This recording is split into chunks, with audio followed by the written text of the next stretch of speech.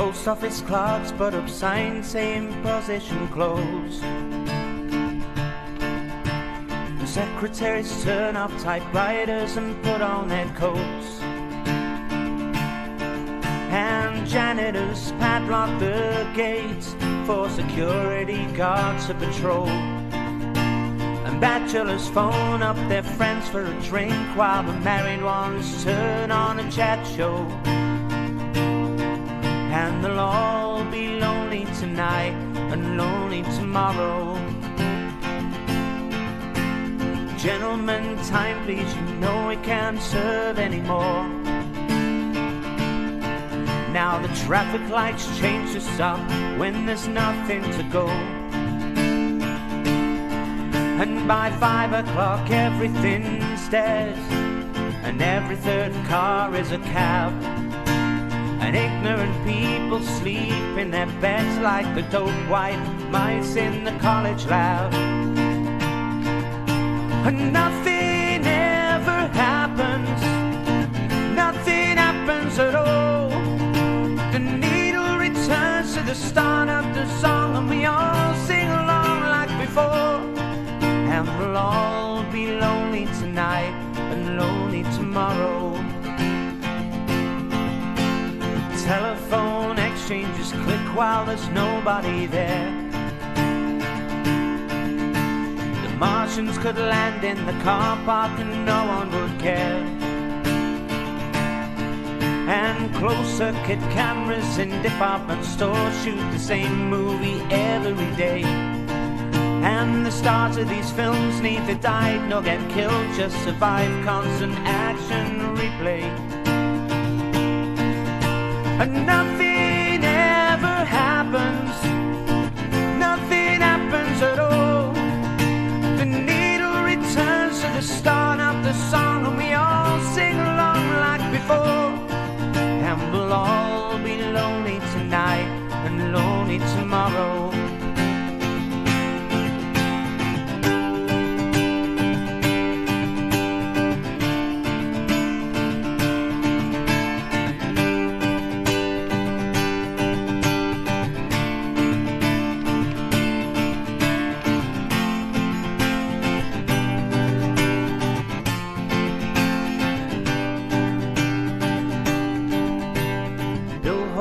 Advertise products that nobody needs,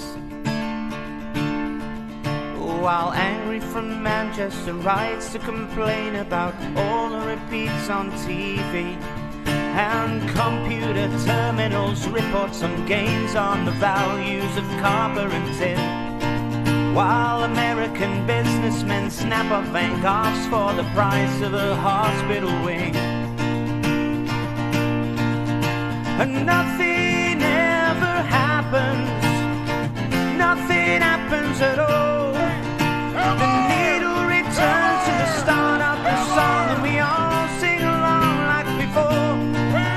And nothing ever happens, nothing happens at all. They'll burn down the synagogues at 6 o'clock, and we all go along like before. And we'll all be lonely tonight and lonely tomorrow. And we'll all be lonely tonight and lonely tomorrow. And we'll all be lonely tonight and lonely tomorrow.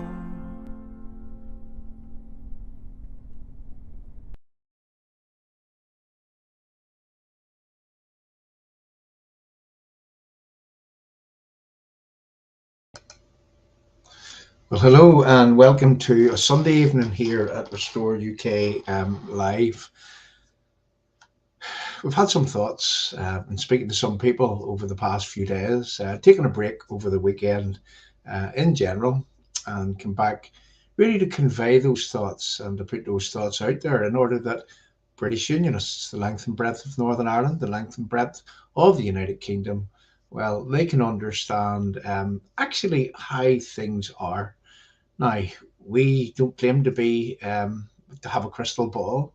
We don't claim to be the arbiters of truth. But what we do claim to be is having our finger on the pulse of what is being said, what is being done, and we get to put together a jigsaw based on the fact that several people from within our community has seen the good work that the people at Restore UK has done in the past, and they are happy to come along and to, well, if there's something that's going to go wrong, and if there's someone that knows, Restore UK are the people to bring that something to. We never shy away from presenting the things, even though that some things could be controversial. We never shy away, and we never will shy away when it comes down to fighting meaningfully and proactively and in a way that would defend and protect and enhance the United Kingdom, Northern Ireland's place within the United Kingdom. We will never shy away. And I think by now that you actually know that. So we're here tonight to discuss, and I'm looking across at some of their platforms on the screens around me here, but we're here tonight to discuss a few things that we've talked about and that we've known and seen over the weekend, or let's just say that we've witnessed and seen. So I want to deal firstly with something, and I'm saying this in this little segment so that I can go back and cut this video and we can make it available for people to share with one sole aim.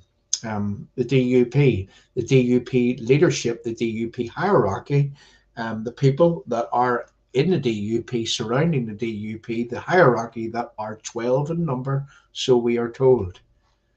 Well, I'm asking for people to clarify the 12 individual names that are in the ruling council, the executive of the DUP. And again, I have to state, and I have to state this clearly, is that we're not advocating violence. We're not advocating any retribution against these people should they do the wrong thing. But what we are advocating is that people know who that it is that has the responsibility and the weight of Northern Ireland's place within the United Kingdom, and by extension, they have the weight of the survival of the entire United Kingdom on their shoulders. Now, we see today that Chris Heaton Harris would be placing a huge burden upon those people. And when he's saying this, that should the DUP not roll over to being British in name only under the Windsor Betrayal, should those 12 people within the DUP hierarchy with this decision-making process, it's gifted to them. It's not gifted to anyone else. It's gifted to them. And should those people not roll over to the British government, to the EU, to Sleepy Joe Biden's conglomerate, should those people not roll over, well, governance in Northern Ireland and the way that governance works in Northern Ireland will actually be changed. Now, we'll talk about that as we go. But the reason why that we talk about those 12 people from within the DUP hierarchy, the DUP executive membership, is that we want to know who those people are. We want to use our democratic right to show people who those people are. We want to use our democratic right to lobby those people. We want to use our democratic right to literally to ask those people, are you sure that you know what it is that you're about to do? Now, we are aware, and we reported this on Friday, that, well, the DUP will actually, or maybe that's if we don't change their mind, or if the Unionist people of Northern Ireland do not place enough pressure on these people, they are minded right now to do a deal in where that they end back up in Stormont again. Now, we are told that they are no rush. That's exactly the words, quote unquote, no rush to do this, but one suspects, we suspect after talking to people, well, a child could suspect that they won't go into Stormont until after the council elections. In other words, if that is the case, and we have no proof or evidence to say that they will actually do that, because but this is certainly what they're minded to do right now, and we have that in very good authority. But should they do this? Should they, hold back till after the council election and then go into Stormont? Well, that would be effectively, that would be swindling the people who would potentially vote for them. That would be swindling the vote. That would be actually asking people to vote for them under the guise of standing strong, when in effect that they're already in fait accompli mode, and they're already planning to resurrect, or to give away, let's just say that's a better word, or better words, to give away the only leverage that unionism has right now for affecting change on this, well, what was a protocol, which is now a Windsor Betrayal framework. So we're looking to know who those 12 people are using their democratic right. And again, I emphasize and state clearly, not for to advocate violence against these people, or not for in any way to be critical of these people in any other way other than to ask these people, are you sure that you know what it is that you're doing? Are you sure that you are, if you do make this decision, the wrong decision, and this is what we're saying, are you sure that this will result in the continuation of Northern Ireland within the United Kingdom? Are you sure that this will result in the continuation of the United Kingdom? So there's a lot of things that we could say, but we want to really keep this brief, and we want to go through a few things. So what I'm doing now is I'm going to pop up something in front of our screen. And I want people to try to understand this. And this is the perfect perfect formation of flags behind me, as you see on the sides of this screen. So what I'm going to do is I'm going to superimpose that over the top of me. And I want people to understand something when I put this up. So what you'll see there is that you will see what looks like the United Kingdom. What looks like, and I emphasize that, what looks like the United Kingdom. And to, if a blind man on a galloping horse might actually think that this is a good thing in front of you. But note that there is no Ulster flag. Note that there is the St. George's Cross, there's the flag of Scotland there's the Welsh flag, and there's the Union flag right in front of you. Now that's what a United Kingdom looks like under the Windsor Betrayal. That's what it looks like under this deal that some unionists that they're minded to do right now. So popping that flag down, but now take note of what you see in front of you. And again, I see the numbers on the screen get up in front of me. So I'm going to quote this again. What you're looking at is, to the blind man on the galloping horse, you might think that this represents the United Kingdom. But what you will note is the absence of the Ulster flag. And that's what's happening under the Windsor Betrayal framework. So popping that down. Now, there's a lot of voices on the airwaves right now. And I had cause to listen to some fellow unionists over the weekend. And, even people who are hardened unionists, they're questioning their ability to rationalize in terms of, well, maybe we have this wrong. Maybe we are not understanding what it is that the British government are trying to do, what it is that the DUP are trying to do.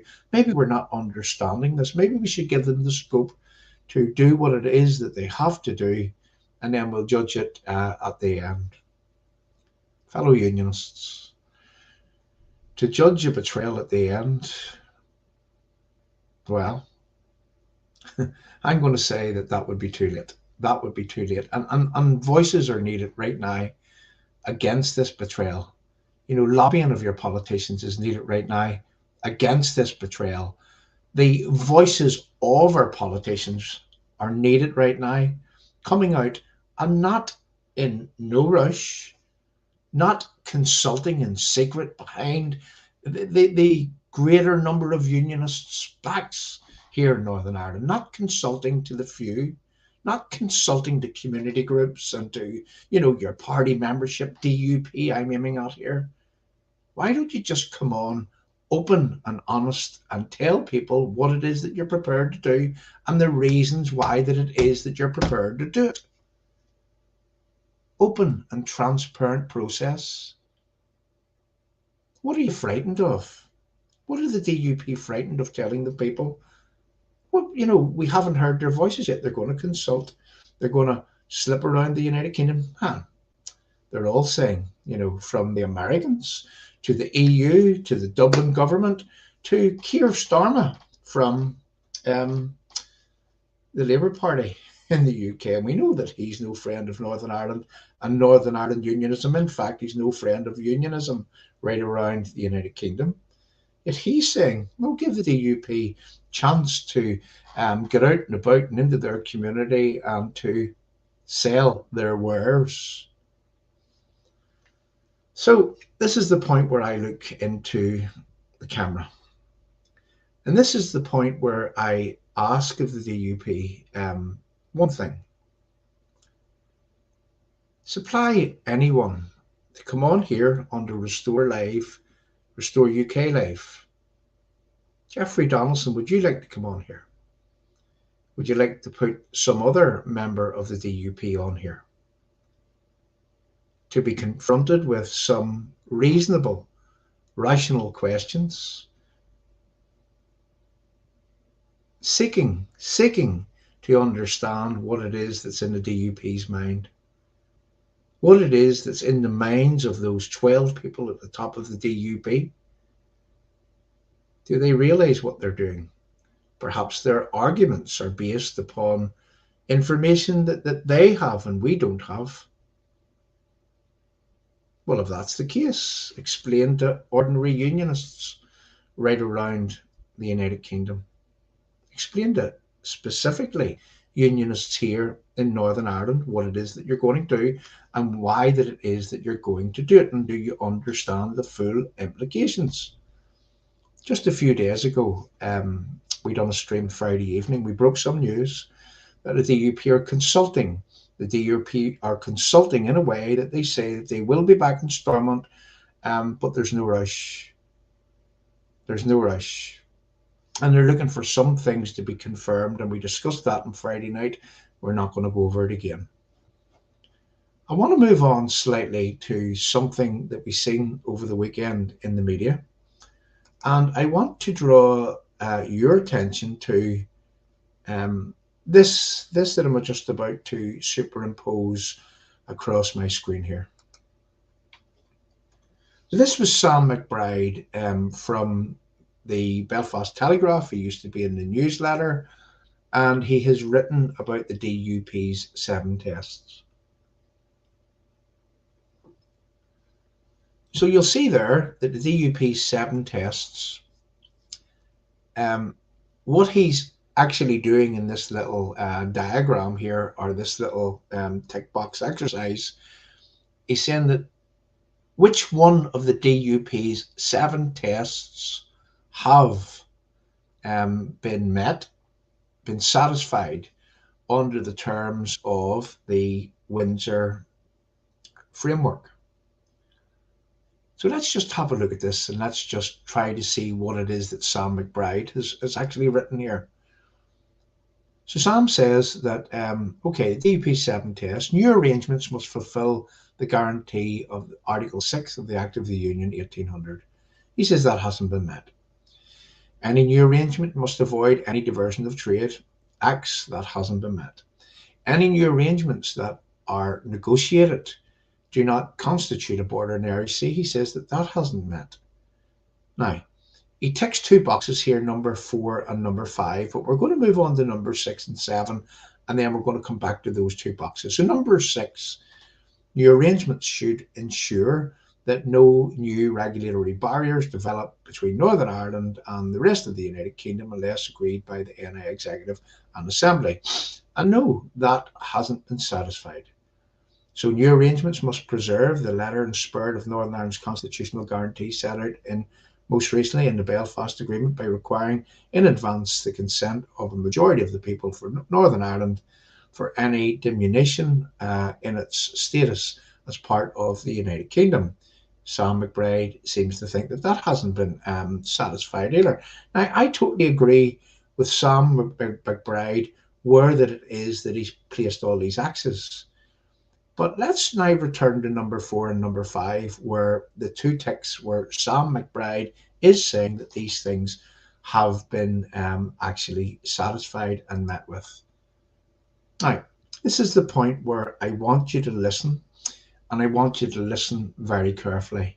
Sam McBride's not a stupid person, and I just wonder why that it is that Sam McBride would be saying such a thing after having axed and axed and axed and axed all of those other boxes, because one or two of those boxes that he axed actually cancels out those ticks that he put in the other boxes. Now, I'm going to have a go at explaining this in a very, very simplistic way. Let's go for it. So, number 4 of the DUP's tests, new arrangements must give the people of Northern Ireland a say in the making of laws which govern them. I tick that. The proposal in the Windsor framework is that how that they plan on giving the people of Northern Ireland a say in the laws which govern them is through a thing called the Stormont break. So no new arrangements must give the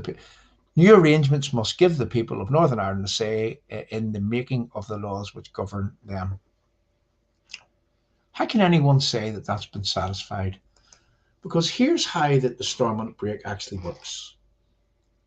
It works in a way in where that, now notice that word new arrangements must give the people of Northern Ireland a say in the making of the laws which govern them. New, that word is key there. Why couldn't that word be taken out, that new, and we could have just had arrangements must give the people any arrangements must give the people of Northern Ireland a say in the making of the laws which govern them. But let me explain why that it is that that box can't be ticked. So we're going to go through this Stormont break yet again. So 30 people are required to raise a concern, let's just say, and what they are saying under the Windsor framework is that 30 people from 2 separate parties have to raise a concern. So a concern's raised. Let's say that they manage to get a concern raised. There then is a consultation between Westminster or the Northern Ireland office and Stormont to see if that can be resolved. Now, if it can't be resolved, then what happens that Westminster then becomes an arbiter of the decision to raise a concern in the first place. So let's look at this in the 2 ways that could happen. There's only 2 ways.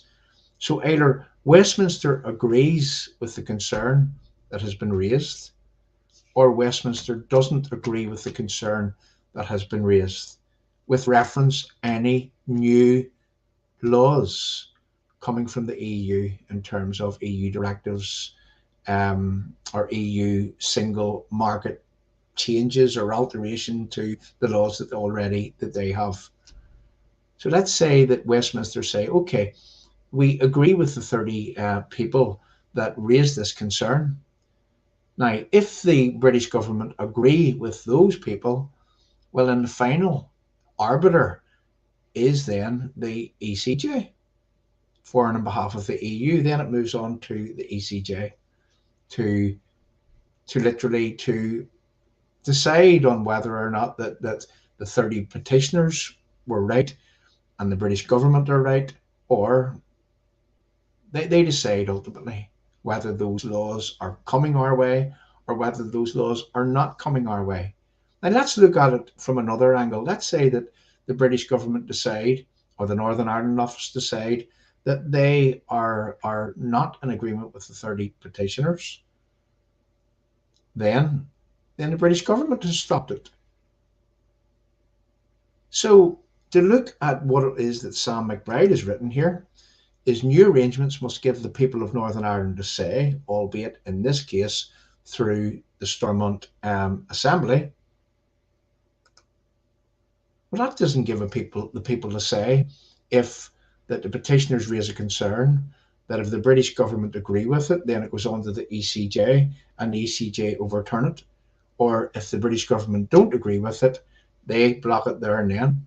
So it's going to be impossible to stop these new laws, is the absolute fact. And the British government have form for actually stopping things, for working in a way that is not conducive to keeping Northern Ireland from within the United Kingdom. So any unionists that would agree to that, well, simply put, are they understanding what it is that they are doing? So as for Sam McBride here and his assessment, Sam, with respect, you're wrong about number 4. That tick should move to X on the no, that no channel there. So let's look at number 5, where there's another tick here. So new arrangements must result in no checks on goods going from Northern Ireland to Great Britain, or from Great Britain to Northern Ireland and remain in NI. Now, I reckon that those DUP tests were written in a thing called constructive ambiguity, and they could be interpreted in the way that the writers actually wanted them written, or that they could be interpreted by elsewhere to apply their interpretation of what it was that the DUP meant. Now, I'll not take too long over this, but let me tell you why that tick should not be a tick and why it should be an X. So imagine that the EU, they changed some of the laws from within the EU single market, and they then sent the upgraded laws to Stormont, and they said, well, this is now part of our regulations. This is the way that we want things. We now need our single market to operate in this way. Now remember this, people. Northern Ireland is part of the EU single market under the Westminster framework, or sorry, the Windsor framework. We're part of the EU single market. So if a new single market law comes to Stormont, so the DUP are saying here that new arrangements must result in no checks on goods going from Northern Ireland to Great Britain, or from Great Britain to Northern Ireland and remaining in NI. So he's saying that that has actually been satisfied. With respect, Sam McBride. So a new EU directive comes into place, and according to that test, it should not result in, I'll read it again, no checks on goods. New arrangements must result in no checks on goods going from Northern Ireland to Great Britain, or from Great Britain to and remaining in the NI. What is agreed then? What is being proposed under the Windsor framework? What is being proposed is EU-inspired, EU-directed customs and regulatory border with digital data being given to the EU. And let's just stop right there. We don't even have to go any further, because if a new EU law comes in, obviously it's subjected to EU-directed customs and regulatory border checks in the Green Channel coming to Northern Ireland. In the Green Channel, which is an EU customs and regulatory border, albeit with digital checks. There needs to be a trusted trader scheme with the people that is operating in the Green Channel. There needs to be declarations filled out. Let's read that again, understanding that. So no new arrangements must result in no checks. The very fact that people have to be in a trusted trader scheme on a EU-inspired customs and regulatory border on the Irish Sea in a Green Channel, the very fact that those people have to opt in, have to be certified, have to fill in customs and regulatory declarations to bring goods to Northern Ireland from England, Scotland and Wales. The very fact that the British government have to give the EU their digital data on all goods travelling, and that would be furnished by the hauliers or the businesses that are sending the goods here. Well, that is, and that can't be changed. That is, and let's read it again. That is, that it results in checks on goods going from Northern Ireland to Great Britain or from Great Britain to Northern Ireland. So again, with respect, Sam McBride from the Belfast Telegraph, that tick should be an X. So when we look at the DUP 7 test, according to the Belfast Telegraph here, and that we understand that all of those boxes should be X, X, X, X, X, X, X, what has the DUP got in their 7 tests? Even though that their 7 tests are very, very weak, has the DUP got anything?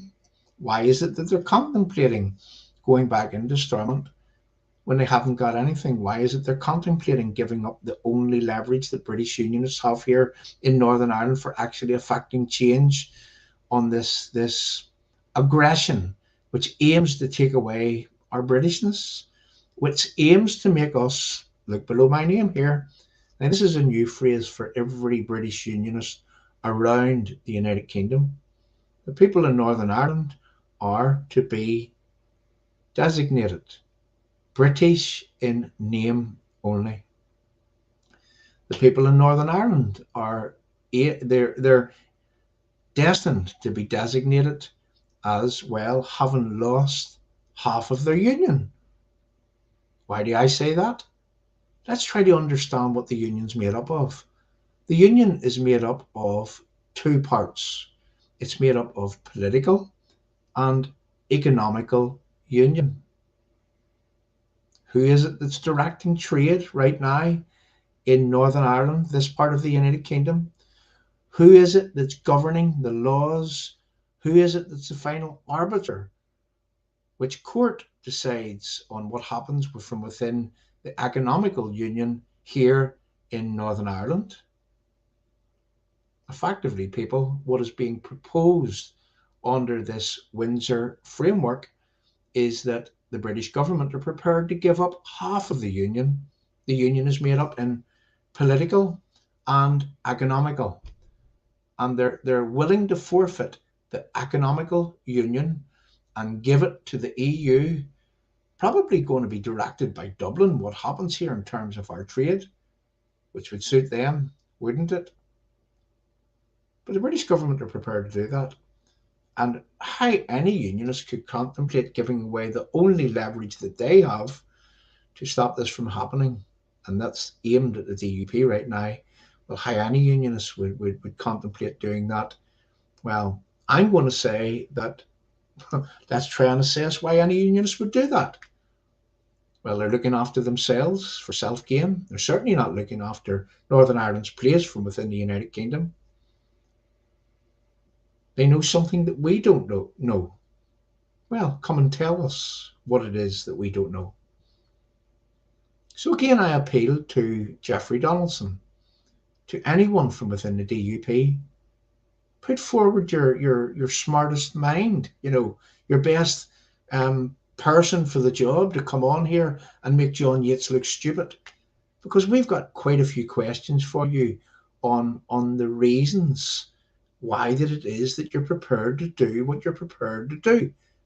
We've got a few things that we could point out with reference to implications of what it is that you're going to do.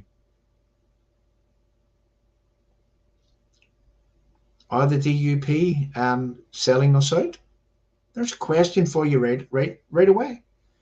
Come and show me, come and show us, come and show ordinary unionists that you're not aiming to sell us out, that there's other reasons, that there's something that we don't see that only you see. Or are you simply just going to sell the people of Northern Ireland out? Are you minded to, well, walk over the graves of every single person that has lost their lives here in Northern Ireland at the hands of IRA terrorism? Are you simply going to walk over those graves, not worrying about the sacrifices that they made in order to try to keep Northern Ireland part of the United Kingdom? What's more important, Jeffrey Donaldson, your selfish gain or the memories of those victims? Are you willing to place the IRA at the top of our government again? because that's what you would be doing. You see, people were prepared to accept power sharing, but only if that the participants in the government were willing to power share and not wanting to destroy Northern Ireland's place from within the United Kingdom. Any unionists that would actually contemplate on working within anything that flows from the Belfast Agreement right now, well, they're obviously not thinking straight, are they? Because the Belfast Agreement has been shown, has been proven that it doesn't work for unionists. The minute that unionists go to reach for the safeguards contained within that Belfast Agreement, the minute the unionists claim that, well, the thing that we were promised was the principle of consent, that there could be no constitutional change in Northern Ireland unless that the people decide it. And yet when we take these things to the court, when we do the right thing, when we argue in a legal way, it seems somehow doesn't seem to register. It doesn't matter that the British government, well, and the courts, the Supreme Court, and I do respect the Supreme Court decision because they were applying the law based on the fact that Westminster is sovereign and Westminster can change the law and the rules anytime they want, no matter why that it goes against an internationally recognised agreement, the Belfast Agreement. So when it goes against unionists, it's okay to do it. But when it goes against anyone else, it's an international dilemma. It's an outcry from the rest of the world. Look, if it's not good enough for nationalists to be, to be, I'm going to say, treated as second-class citizens, surely then it's not good enough for unionists. Unionists should be on the same footing. We are not shit on the shoe of the establishment, of the American government, of the EU, of the Irish establishment. We should be equal citizens. And yet our leaders treat us and treat everything else as if as if we are to be designated as second-class citizens. Jeffrey Donaldson, get up off your knees. Do the people of Northern Ireland a favour and get up off your knees and mount a meaningful, proactive fight back, and in a way that would defend and protect and enhance Northern Ireland's place within the United Kingdom. So again, I call for any member of the DUP, any member of that hierarchy, to join us on Restore UK and to come and to explain and to give us some of your wisdom on why that it is that we should roll over, why that it is that we should capitulate, why that it is that we should compromise when we have nothing left to compromise on. So I'm going to finish with this. There's one more thing that I've looked at over the weekend. And I have to say, this was something that I realized as I'm looking at some of the commentators. And again, in watching back what it was that we done on Friday night, I realized one thing when what I did was I explained how that it is that this Windsor, I'm going to call it the Windsor Betrayal, how that it is that it ends up for British unionists. And it ends up, and I said it just a few minutes ago, that the union is made up of two things. It's made up of a political union and an economic union. And how that it is that for now, the United Kingdom, the Westminster Parliament, are keeping Northern Ireland within the political union. And yet they're prepared to hive off the economical union and give it to the EU. So we're losing half of our union. We are 50% less British today,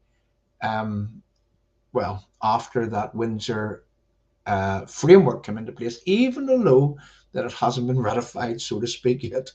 It's only a framework and there's still more meat to go on the bones. But under that, we would be 50% less of our union. And the Sinn Féiners, the Irish government and the EU would have successfully stolen away half of our union. And yet we form part of 17.4 plus million people who were part of that Brexit referendum, and democracy has been denied in Northern Ireland. In that, according to Article 6 of the Act of the Union, we should be on an equal footing with people right around the United Kingdom and having the same democracy. But obviously, democracy doesn't apply to unionists in Northern Ireland, and because of the threat of IRA violence. Simply put, that's the reason why. So when we see that we're losing half of our union. We're losing the economical side of our union. We're still part of a political union. Now, I then remembered something whenever I was exploring that question. I remembered something. And here's what I remembered. I remembered that something that Doug Beattie would have said. Now, Doug Beattie, he claims that he would have put in place this landing zone. And we're coming to a close very shortly. He would have put in place a landing zone. And the landing zone that Doug Beattie would have put in place, what it is it's red lanes, green lanes, EU-inspired customs and regulatory checks.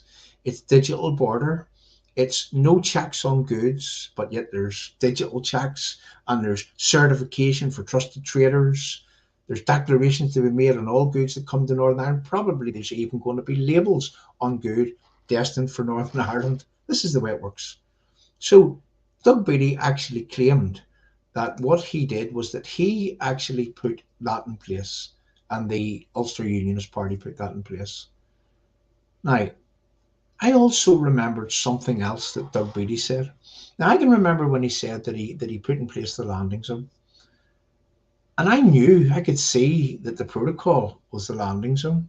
I could see that the backstop was the landing zone, with a few more things, more at it, let's just say.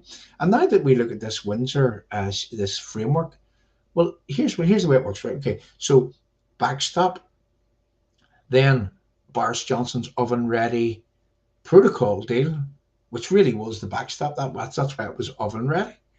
And now then we see this framework document, and the EU, well, we know that they didn't negotiate on the basis of the protocol being not in place.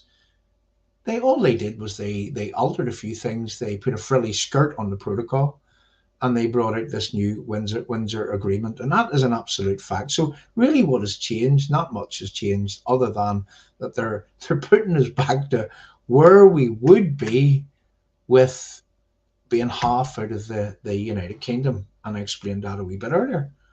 So what was it that Doug Beattie said? And this was something that really, really, came to me and stuck out. Who remembers Doug Beattie saying that he is, you ready for it? He's a constitutional unionist. He's not an economic unionist. That's what he said. He's a constitutional unionist. He's not an economic unionist. In 2019, Doug Beattie was in America.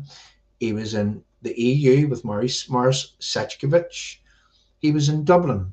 He was speaking to the British government. He claimed to be the architect of this landing zone arrangement.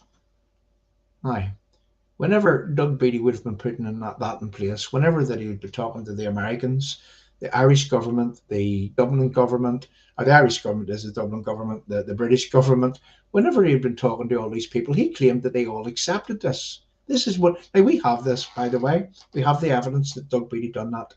But then he came out with that phrase that he's a constitutional unionist, he's not an economic unionist. You see, Doug Beattie knew more than we did. And it really stuck out, or stood out to me, whenever that I began to see this Windsor arrangement for having given the EU and Dublin governance over trade here in Northern Ireland. Remember what Doug Beattie said, and his claim back then was exactly how that this arrangement ended up. So I'm going to say right now that Doug Beattie did put that in place. The reason why Doug Beattie said that he was a constitutional unionist and not an economic unionist, what a bizarre statement for any unionist to make. But you see, Doug Beattie knew the landing zone. He knew where the landing zone would be. Are people aware that that same landing zone, it's actually in the Alliance Party manifesto? Would you believe it? So there we go. There's where we are in Northern Ireland right now under this Windsor arrangement. We are British in name only. Our leaders are minded to go along with the deal. They're out consulting from within our community right now. That's what they're doing. And well, if we as unionists permit them to get this over the line, we have only ourselves to blame. So again, one more appeal before that we finish. The DUP hierarchy, the DUP leadership. First and foremost, we want to know who the 12 people in the executive are. And again, we're not advocating violence, and I have to state this very, very clearly, or we're not advocating any form of retribution should they do the wrong thing. But what we are wanting is for you to come to Restore UK, send anyone from the DUP who has the ability, the knowledge to discuss what it is that you're about to agree to. And come and talk to ordinary British unionists and cite the merits of what it is that you're prepared to agree to. And what we can do is that we can have a debate with reference the pitfalls of what it is that you are minded to do. And I really hope that the DUP do come here. I really hope that you do argue.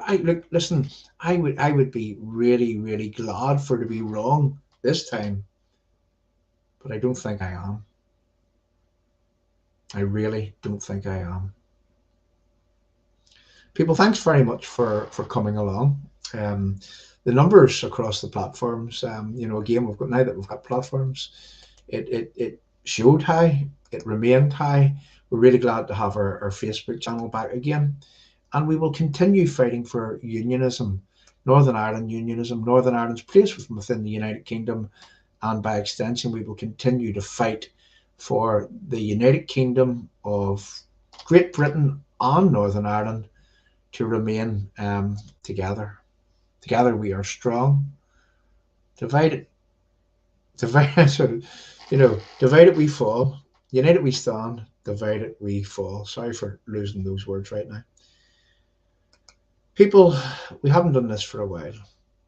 We haven't asked anybody for anything quite lately because there was nothing new that was coming up. There was nothing that we had to do. But we're now back in a process in where that we need to get out and about, and we need to start fighting with our own politicians, if that's what it takes to ensure standing against, protesting against, doing all we can by way of banners, posters, whatever, to ensure that the people from within the United Kingdom, from within Northern Ireland, absolutely gets to know that, well, the implications of this Windsor betrayal deal. So many hands make light work when it comes to finances. We can't do this all ourselves. There are several people work here at Restore, and we're going to ask people, there's a little PayPal link.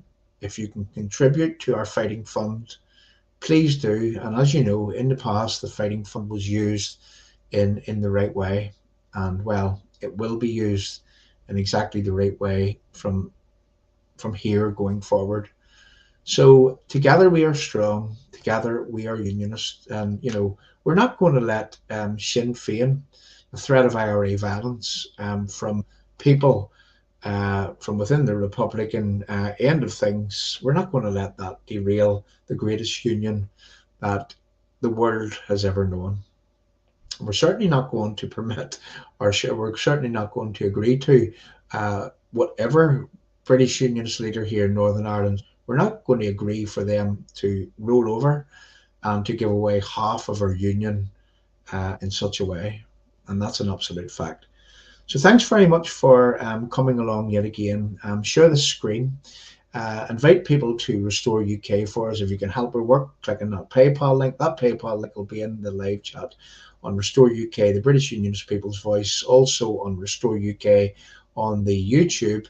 And again, if you're on Twitter, if you would like to help us put together a fighting fund to stand against people that would be minded to forfeit Northern Ireland's place from within the United Kingdom, if you would like to help us do that, feel free to support us in whatever way that you can.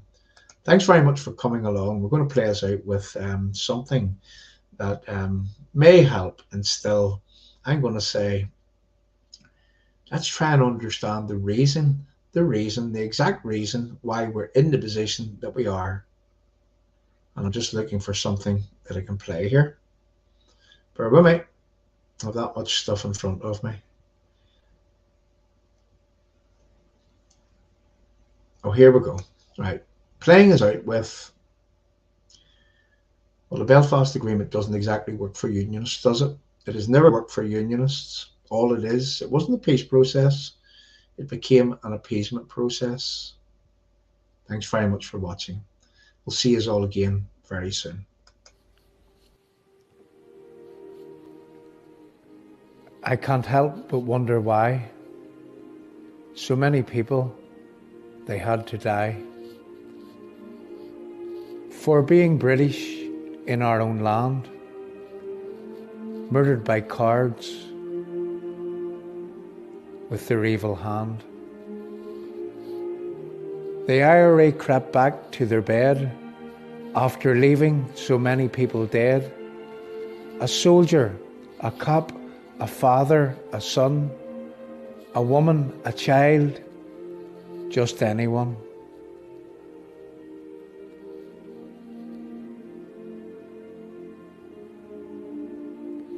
But the Unionist people, they did not lie down, fought and defended the red hand and the crown. We stood proud, ready and able. The IRA cried to come to the table. The Belfast Agreement, it was a disguise. It was built for appeasement, swindle and lies. The peace is a farce, the guns are still there, and London's afraid of another bomb scare.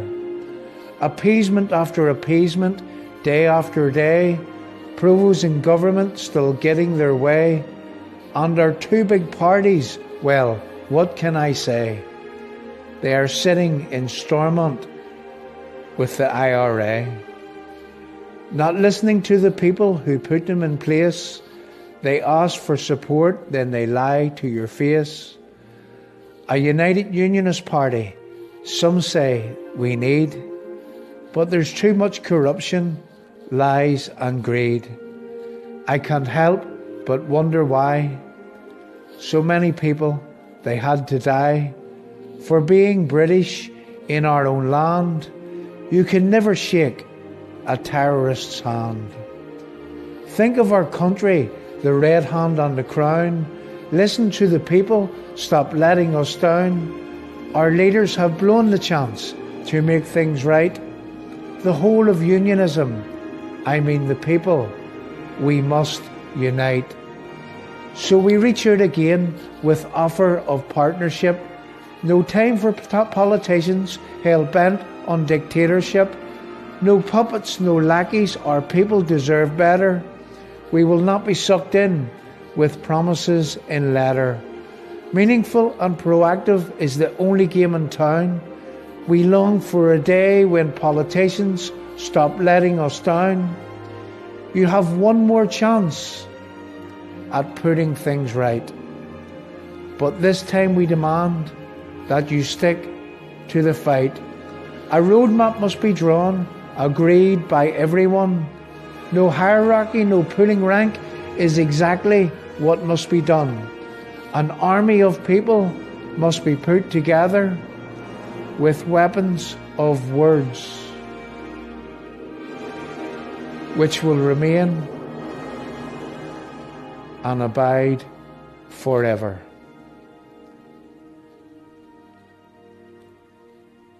United we stand, divided we most definitely fall.